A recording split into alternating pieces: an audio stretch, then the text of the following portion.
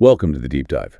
We're diving into some really intriguing source material today, actually shared with us by one of you. Yes, and this is a stack that, well, it promises a pretty unfiltered look at some fundamental, maybe even uncomfortable aspects of human interaction. Strategy, really. Absolutely. Our topic today, these often complex, sometimes counterintuitive principles that seem to govern, power dynamics, drawing lessons from centuries back. And our main sources are excerpts from The 48 Laws of Power by Robert Greene, a book that certainly made waves back in the late 90s when it came out. Right. And what makes it so interesting, I think, is the sheer breadth of figures it looks at. It's not just the usual suspects like, say, Sun Tzu or Machiavelli. No, not at all. You've got courtiers, strategists, artists, seducers, even famous con artists are in there. It's this huge tapestry of people striving for influence. So the central idea presented is that power dynamics kind of operate according to these observable laws. Certain actions, well, they tend to lead to more power that's observance. While others decrease it, sometimes disastrously. That's transgression. And Greene makes the case that these are timeless, definitive even. So our mission here is to unpack that core idea, look at some really vivid examples from the source material, and see what patterns we can maybe pull out, insights that might help you understand the dynamics you see around you. It's about getting a better lens, maybe, not necessarily handing out a playbook. Exactly. You should brace for some surprising stories, maybe a few aha moments. Oh. Okay, let's get into this stack. So this foundational idea, as you said, it's built on looking at historical patterns. Actions have consequences when it comes to power. Right, and the book takes these observations and distills them down into these 48 laws, each one illustrated with stories from all over history. What's really striking is how it connects people from totally different times and places. The author seems to see these dynamics as, deeply human, not just tied to one era. And the tone gets set pretty early on. The source brings up that Machiavelli quote from The Prince, which really gets straight to it. Oh yeah, the one about trying to be good all the time. That's the one. Any man who tries to be good all the time is bound to come to ruin among the great number who are not good. Hence, a prince who wants to keep his authority must learn how not to be good and use that knowledge or refrain from using it as necessity requires. Wow. That really lays out the perspective, doesn't it? Yeah. It's less about morality, maybe, and more about effectiveness, seen through history. Exactly. It's about pragmatic results in getting and keeping power, judged by what happened historically. It sort of pushes you to look at the world maybe not as you wish it was, but how these accounts suggest it often plays out. Okay, let's jump into some specific principles and the stories behind them. Starting with one that feels relevant in almost any hierarchy. Law 1. Never outshine the master. Yeah, the core idea here is pretty clear. Yeah. Make the people above you feel comfortable, feel superior even. Don't show off your talents too much. Right. If you seem too brilliant, too capable, you risk making them feel insecure or threatened. The goal, according to this law, is to make them seem brilliant, not yourself. And the example of breaking this rule, it's pretty brutal. Nicolas Fouquet, he was the finance minister for the young Louis XIV in France, very wealthy, very capable. And Fouquet decides to throw this absolutely spectacular party at his brand new chateau, Vaux-le-Vicomte. Unbelievably luxurious. And he invites the king. Thinking this will impress him, right? Show his loyalty and value. Exactly. Gardens by Lenotre, decorations by Lebrun, Molière himself providing entertainment, no expense spared. But Louis XIV, as a future Sun King, his whole deal was being the center of everything. The source says he didn't feel impressed, he felt overshadowed completely. Yeah. He saw Fouquet's magnificence not as a tribute, but as a challenge, a threat to his own supremacy. He couldn't stand being upstaged by his own minister. And the fallout was swift. Immediate and devastating. The very next day, Louis has Fouquet arrested. D'Artagnan makes the arrest, actually. Right. Fouquet's put on trial. Flimsy charges of embezzlement money he probably spent for the king anyway, found guilty, and sentenced to 20 years. 20 years. In solitary confinement, in a remote fortress. All because he threw too good a party, made the king feel small. That outcome. Yeah. It really speaks volumes about this law, doesn't it? It shows how deep that insecurity can run, especially at the top. Greene argues that outshining the master is maybe the worst mistake because it hits their ego, their sense of control. So it's not just about being good at your job. Yeah. The source suggests you have to actively manage the boss's feelings. Pretty much. The contrast offered is Jean-Baptiste Colbert, the guy who replaced Fouquet. Known for being, well, kind of bland. Diligent, yes, but careful to funnel money and glory towards Louis, helping him build Versailles. So the advice is more like discreet flattery, maybe acting a bit naive sometimes, asking for their input. Exactly, making them feel smart, needed. It's about strategically managing the spotlight. Okay, fascinating. Shifting now from looking up to looking sideways at friends and enemies, Law 2 gives some really counterintuitive advice. Never put too much trust in friends. Learn how to use enemies. Yeah, this one definitely goes against the grain, doesn't it? The principle laid out is that friends are actually more likely to betray you, often out of envy. More likely than enemies. Surprisingly, yes, according to the source. Former enemies, if you bring them over, might be more loyal because they feel they have something to prove. It even suggests if you don't have any enemies, maybe you should find a way to make some. That sounds incredibly cynical. Why are friends seen as such a risk? Well, the argument is when you promote a friend, things get complicated. Maybe they feel entitled. Maybe you feel they owe you more. There's often unspoken resentment. And envy pops up easily because they know you well, maybe too well, they see your flaws. And the example of this going wrong is Emperor Michael III from Byzantium. Right. Michael III and his friend Basilius. Michael promotes Basilius, who started out as head of the royal stables, no political background, makes him a top advisor, total trust. Basilius ends up betraying and murdering Michael, takes the throne himself. A pretty stark warning about misplaced trust in friends. Okay, so that's the risk with friends. What about the other side? Using enemies. The source brings up Mao Zedong. Yeah, during the Japanese invasion of China in the late 30s, the situation was the communists and nationalists were enemies, but now Japan was invading. Many communists thought, let's lie low, let the nationalists fight Japan. But Mao had a different idea. He saw the Japanese invasion as, quote, perfect training. He figured fighting a tough external enemy would forge his army, make them stronger than just resting. And did it work out that way? Well, historically, by the time the Japanese were defeated, the communist forces had gained significant experience and strength, which definitely helped them later against the nationalists in the Civil War. So the takeaway is, enemies keep you sharp, focused. Something like that. They force you to be strategic. And the source suggests sometimes it's better to keep them as enemies, using that dynamic, rather than trying to turn them into friends where things like envy can creep in. All right, moving from how you deal with others to how you manage yourself. Law 25 is a bold one. Recreate yourself. This one challenges the idea that you're just stuck with the identity you were born with or the role society gives you. Green says no, you should actively forge a new identity, one that grabs attention, makes you the master of your own image, often involves a bit of drama. And the classic example is Julius Caesar, right? Early in his career. Exactly. When he was aedile in Rome, responsible for public games, he didn't just, do the job. He used it as a platform. He put on these incredible spectacles, gladiators, wild beast hunts, plays, often paying out of his own pocket. He wasn't just managing games, he was building a brand. Precisely. Yeah. He turned a bureaucratic job into a way to create this public persona, the great showman, friend of the people. He was consciously crafting how the masses saw him, building that popular support that was crucial later on. Then there's Mata Hari. Almost completely fabricated identity. Oh, completely. The source highlights how she kept changing her story. Was she from Java, India? Did she have these exotic skills? It created this intense mystery around her. And people bought it.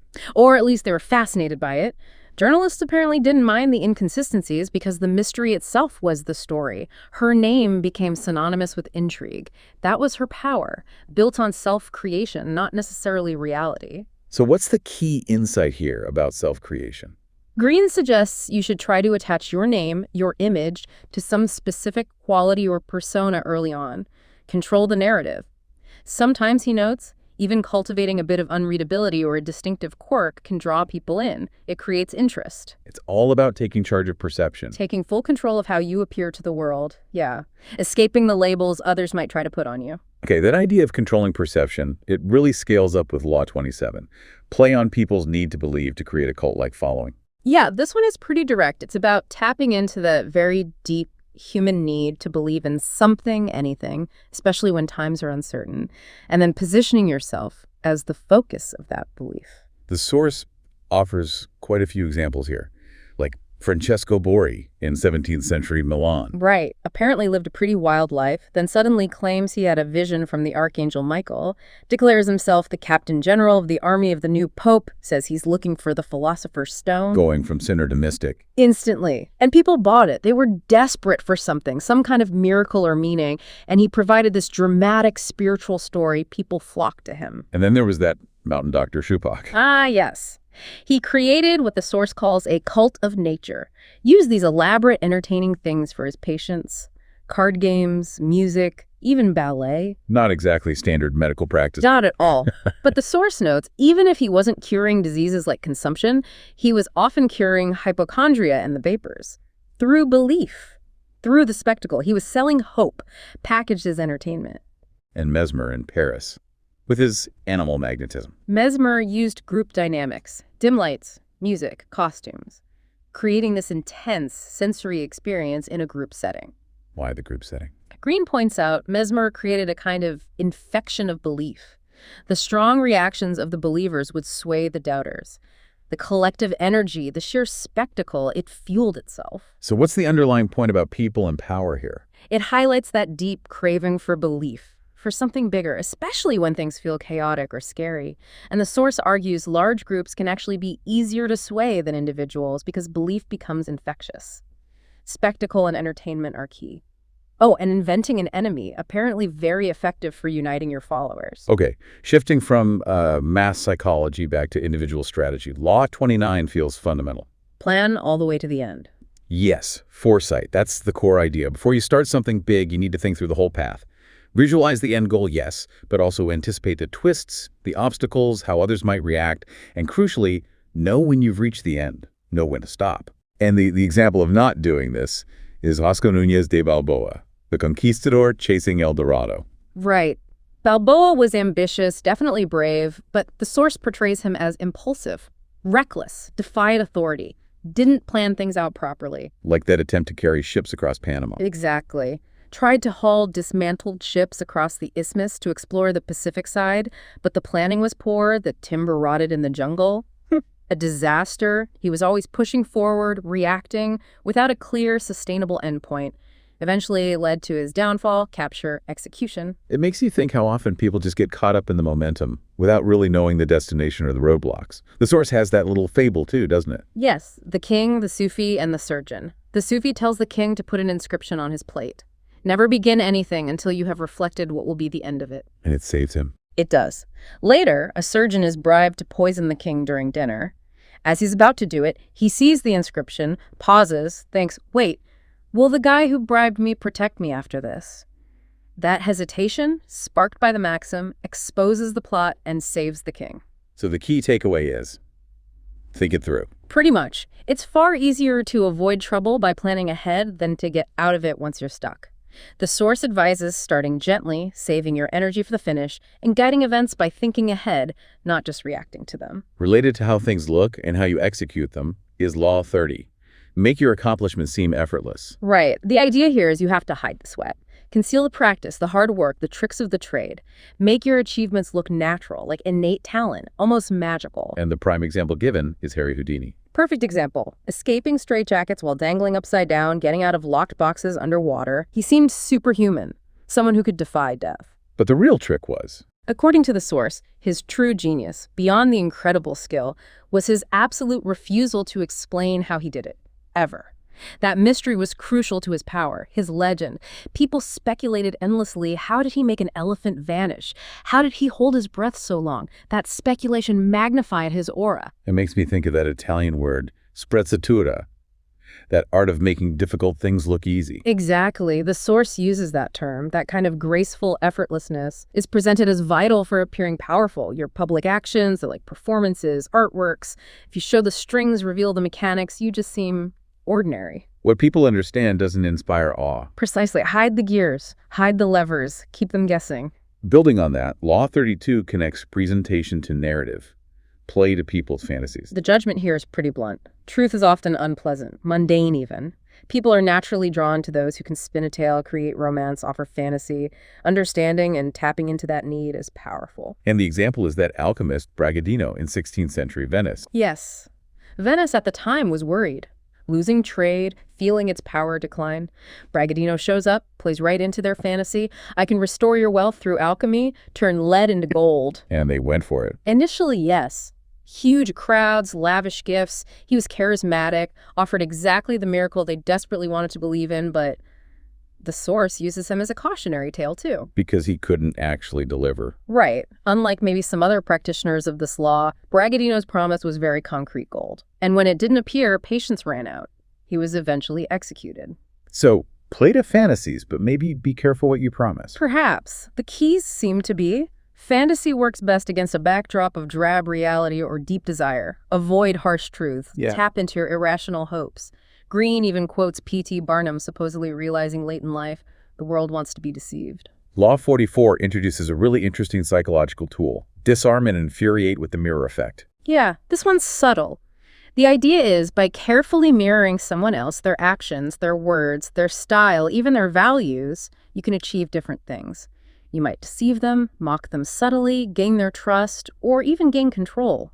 How does mirroring disarm someone? Because they see themselves reflected back, Yeah. It bypasses their critical thinking, hits them on a more instinctive level. It can feel like you understand them deeply. The historical example is Alcibiades, the Athenian, Right. when he went over to Sparta. Exactly. He defects to Sparta, Athens' rival, and dramatically adopts their whole austere lifestyle. Simple food, long hair, cold baths, the works, completely mirrors the Spartan ideal. And his work. Incredibly well, according to the source. He gained their trust almost instantly. They felt he validated their way of life. It gave him huge influence there. It's a kind of indirect flattery, very powerful. But the source mentions he took it too far. He did. Overused the mirroring, maybe got complacent, and ended up seducing the Spartan king's wife, which predictably led to his downfall there, had to flee again. There's another example, too, the Japanese tea master, Sen no Rikyu. Yes, renowned for his incredible ability to harmonize with his guests during the tea ceremony. He could apparently anticipate their thoughts, match their mood, mirror their tastes almost perfectly. It was uncanny, and it enchanted people. So what's the psychological insight here? It taps into narcissism. Fundamentally, people are fascinated by themselves. Seeing a reflection, especially an indirect one, feels deeply validating. It gives the mirror a subtle power. But as Alcibiades showed, if you're caught or if you overdo it, people feel manipulated, violated even. Okay, turning towards leadership, managing change. Law 45 has some critical advice. Preach the need for change, but never reform too much at once. The principle is basically that people might say they want change or understand the need for it intellectually, but deep down, we're creatures of habit. Too much change, too fast, feels disruptive, traumatic even. It usually provokes resistance. And the example here is Marie Antoinette. Right. When she first arrived at the French court, she was young, seen as a breath of fresh air after the old regime. But her changes to court etiquette, her disregard for certain traditions, it started to feel like too much, too alien. It wasn't seen as positive reform. Not by everyone. The source argues her changes felt less like improvements and more like an attack on things that were familiar, comforting. This gradually contributed to the negative sentiment against her. The lesson presented is, make change feel like evolution, not revolution, like a gentle improvement, maybe even framed as a return to some better past. So it's managing the feeling of change as much as the substance. Absolutely. Don't make it seem like you're creating a total vacuum by ditching everything old. That scares people. You need to fill the space with new forms, new rituals that can quickly become familiar themselves. Using the past, tweaking tradition. That's seen as more sustainable than trying to just erase it. People tend to want that sense of continuity. And finally, Law 47 brings us to a crucial point about strategy and timing, especially after success. Do not go past the mark you aimed for. In victory, learn when to stop. This feels so important, yet often overlooked. Know your objective, achieve it, and then stop. Pushing further, trying to get more, overextending after a win, that almost always invites trouble. Backlash, exhaustion, maybe even losing what you gained. The example given is Woodrow Wilson and the punitive expedition against Pancho Villa. Right. Villa raids a U.S. town in 1916. Wilson sends troops into Mexico. The plan was supposed to be a quick, limited action. Show strength, punish Villa. But it didn't end up that way. Not at all. The expedition got bogged down, went way deeper into Mexico than intended, never actually caught Villa, highlighted American military problems, and ironically made Villa even more of a folk hero in Mexico. Wilson went way past the original limited mark, and it turned into a mess. There's another example, too, about the Duchess of Marlborough and Blenheim Palace. Yeah, after her famous husband, the Duke, died. The goal was to finish building the magnificent Blenheim Palace as his memorial. But she got into this huge, decades-long fight with the architect, Vanbrugh, over costs and control. She went past just finishing the palace. Way past. She became obsessed with completely crushing Vanbrugh, blocking him from his own masterpiece. It consumed her for 20 years, ruined the architect, made the whole project a nightmare. She pushed so far beyond the initial goal that the victory finishing the palace was poisoned by the conflict. The ending really matters, doesn't it? How you finish. Hugely important. The source stresses stopping decisively with a clear victory. Going past that point risks weakening the effect, creating new enemies, or even inviting defeat yourself. Know when you've won and know when to walk away. Wow.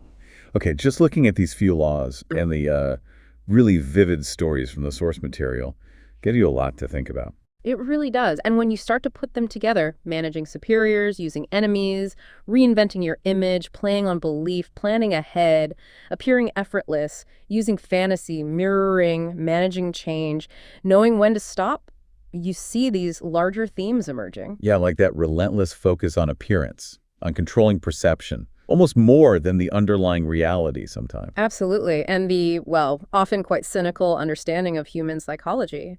Our insecurities, our needs, our habits, our desires, how easily we can be influenced or disarmed. And the constant emphasis on strategy, indirection, timing. Yeah. It's rarely about just being direct or forceful. And that recurring warning about emotions, your own emotions clouding judgment or getting tripped up by other people's emotions. The source material consistently frames these as like observations, patterns drawn from history about how power seems to work, not necessarily how it should work ethically. Exactly. It's presented as recognizing the game, understanding the rules as they've played out time and again. And that, I think, is where the value lies for you listening.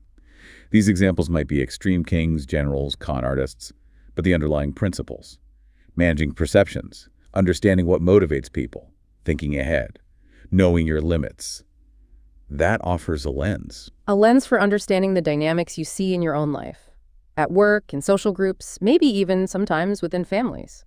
It's about recognizing the patterns, seeing the forces at play, understanding why people might act the way they do when influence or control is involved, even if you choose a totally different way to act yourself. So we've taken a deep dive into just a handful of the principles laid out in the 48 Laws of Power, using that incredible range of historical examples provided in the source. From Louis XIV's court to ancient Athens, Renaissance Italy to 20th century conflicts. The way power is sought and held, according to these accounts, reveals some pretty striking, sometimes uncomfortable things about human nature and strategy. And understanding these dynamics, well, it isn't necessarily about becoming manipulative yourself. It's more about gaining a clearer view, seeing the world maybe with fewer illusions. Awareness itself can be a form of power, can't it? Absolutely. So here's something to maybe mull over until our next deep dive. If appearances are so crucial, and if people are often influenced by these indirect tactics or by tapping into unspoken needs, what subtle power dynamics might be playing out around you right now? Dynamics you perhaps haven't fully recognized or understood before today. What's happening just beneath the surface?